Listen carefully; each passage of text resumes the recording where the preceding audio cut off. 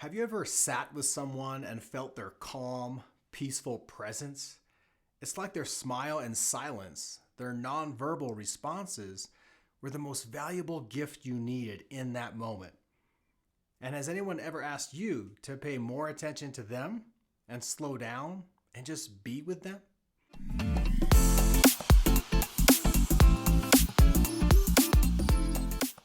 In this video, I'm going to share some insights and tips to help you enjoy being present as an individual and how to be present and stay engaged in your most important relationship. Think about this for a minute. When have you recognized someone really being there for you and felt they cared? It might not have been the people you wanted to show up for you in that way. Maybe it wasn't the people it should have been, like your parents. Maybe it was someone you'd classify as a stranger or an acquaintance. The unexpected person who made time for you, who listened. And because they gave you the gift of their time, you felt and knew that they cared for you. Well, if we're going to show up for someone in such a powerful way, we have to first practice being present with ourselves before we can effectively be present with another person. But we're all busy, right? It seems so difficult to just slow down at times. In certain seasons of life, we may really struggle to find just a few minutes to breathe and rest. We've heard that we all have 24 hours in a day and get to choose how we spend it. Of course we know this, and it often brings up an unnecessary amount of guilt. But we also have to be realistic, given our circumstances and capabilities, and do what we can do. And by the way, life is so much more important than just doing. And I'll talk about that more in a minute. But 3 simple things we have time to do today and every day are to pause, breathe, and relax. Sometimes it's hard enough to remember that we just need to hit the pause button to slow down and catch our breath. To help with this, you might set a reminder on your phone, or put a sticky note up in your bathroom mirror, your desk, or in your car to prompt you to relax your body and take a few deep breaths at certain checkpoints of your day. Even taking just 2 to 3 minutes to do this can help you reduce stress and reset yourself as you enter the next part of your day. Think of what you do when you have a few minutes in between activities or unexpected free time. Sometimes our habit can be to grab our phone, play games, check social media or email, or do anything to fill in the gap. Even if those activities provide some relaxation and give us a break from the more stressful parts of our day, our brain is still staying engaged. So we may not really be taking a break before our next thing. Maybe you can try this. When you're waiting for an appointment or a meeting, take 30 seconds to close your eyes and pay attention to your breathing to better relax and give you a reset. Hey, anytime you could do this in a medical office could also help you equalize that white coat anxiety. Ideally though, more than taking breathing breaks, we can make a practice of just being. Quieting our minds and relaxing in the special beauty and peace that can only be found in simplicity and silence, we can certainly start by being aware of the sound and movements of our breathing and begin taking deeper breaths. And then we can recognize what our senses are communicating to us and draw attention to what we feel, hear, see, touch, and smell. This present-focused exercise helps us feel grounded. And when we're grounded in the present, we're much less likely to feel anxiety about the future or think about regrets and resuscitate emotional pain from our past. We're simply living in this moment, here and now, and clearing out the mental clutter to enjoy the gift of the present. So what gets in the way of being present? Some of us may not know how. We've never been taught. But some of us have felt the calmness, the quiet peace of being present with ourselves, with others, with God. But we've become too busy, and we've squeezed out this necessary time of meditating, recharging, and resetting. So for you, it might be as simple as getting back into a good habit that used to work well for you. And in many cultures, productivity is highly valued.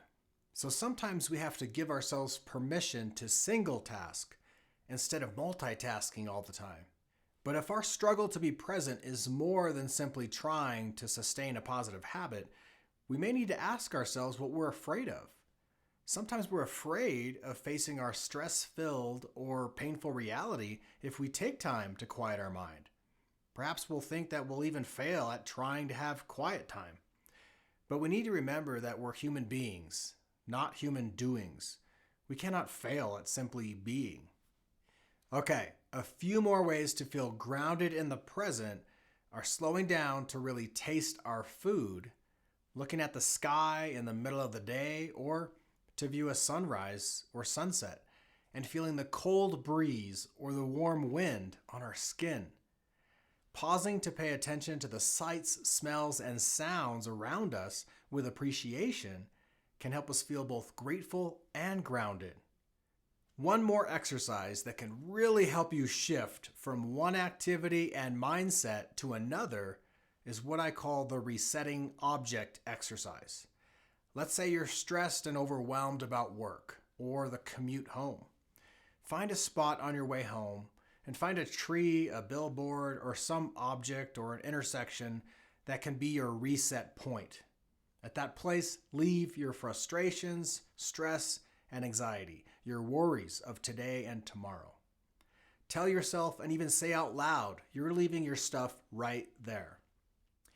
If you're at home, go into another room or walk around your neighborhood or to a nearby park to mentally shed off what you don't want to bring back home.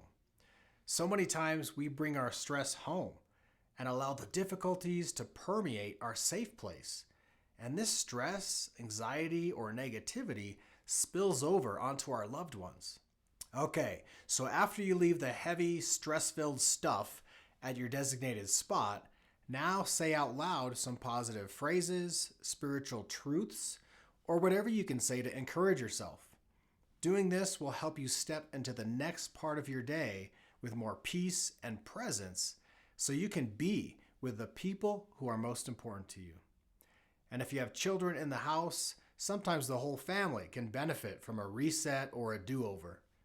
Now that you have a few ideas to help reset yourself, to stay calm and feel more relaxed, let's look at how you can be present in your most important relationship. By the way, make sure you subscribe to my channel and click the bell below so you can get an instant notification when my videos come out. And please click like if you're enjoying what I'm sharing and leave your comments below.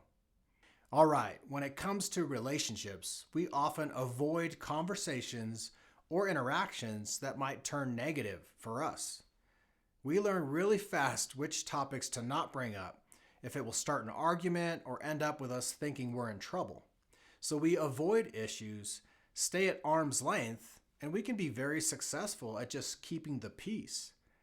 But in doing that, we're also preventing our relationship from growing in intimacy. So what do? Well, we know that simply talking more often without the proper tools or rules is likely not going to help. Repeating the same negative patterns can spiral us into negativity and leave us feeling overwhelmed or even hopeless about getting stuck yet again. So one thing we can do right now, even if you're still in the process of learning effective communication skills to change those negative cycles, is to be present.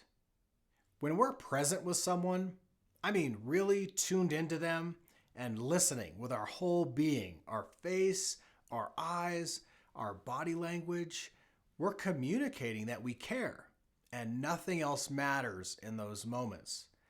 Being tuned in can also help us create more meaning in our interactions with the people we care about. If you have a hard time remembering details of stories or updates your partner is giving you, being present can certainly help your listening skills and memory and help you feel more connected. Again, the opposite of being present is avoiding by being relationally absent. basically being mentally and emotionally focused elsewhere. And this can be interpreted as not caring and can really feel dismissive and disrespectful. Especially over a period of time, a lack of presence can be very painful and prompt a persistent negative reaction from our partner. As an individual, we need to build awareness of our avoidant tendencies by asking ourselves, why am I avoiding and what am I avoiding? Is it a lack of skills or does it just really feel uncomfortable?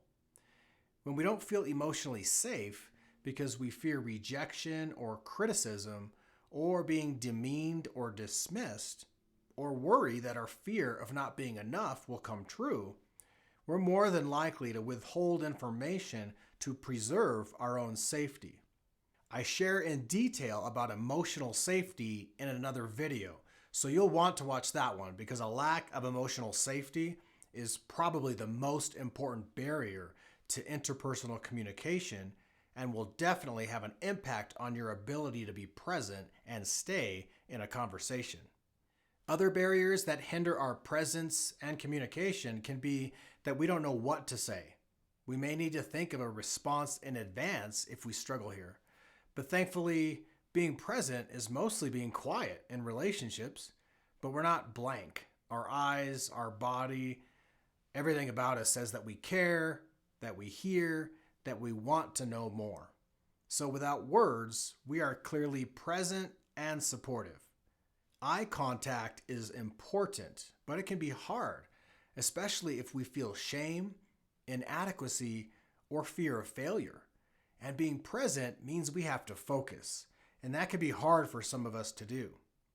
Finally, gentle and welcomed affectionate touch can also be very instrumental to show someone we're here, we care, and we are choosing them.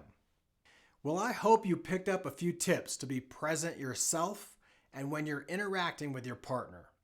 Showing up effectively in your relationships doesn't have to be a foreign concept anymore. Thankfully, we're all in this together, and there's a lot of great materials to help us on our path to stronger, more intimate, and mutually satisfying relationships. Most of all, remember to take some time every day to breathe fresh breath and life into your relationship.